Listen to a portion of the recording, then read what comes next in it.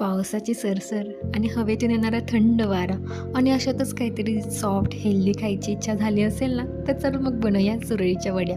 प्रमाणात जर घेतलं ना, तर बनवायला अगदी सोपे आहे. काय तर म्हणा, आता एका बाउलमध्ये आपण 1 वाटी बेसन, हळद, मीठ, आलं लसूण मिरचीची पेस्ट, 1 वाटी ताक, 2 वाट्या पाणी असं सगळं मिश्रण एकत्र करून घ्यायचं. लम्स अजिबात नको हं. नंतर हे गॅसवर ठेवूया आणि मंद आचेवर सतत हलवत राहायचं until and unless we get this smooth texture. आता पटकन एका प्लेटला तेल लावून हे गरमागरम सारण पसरवायचं. थंड झाले की गुठळ्या पडतात बरं त्याच्यामध्ये, त्यामुळे सारण गरम असतानाच पसरवायचं.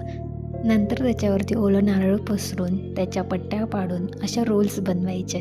किती क्यूट दिसत आहेत ना हे रोल्स. तर फोडणी मोहरी, जिरं, कढीपत्ता, हिरवी मिरची याची मस्त कडकडीत फोडणी त्याच्यावरती टाकायची. तर गार्निशिंगला कोथिंबीर आणि ओलं नारळ टाकलं ना की बस, मस्त तयार आहे आपल्या सुरळीच्या वड्या.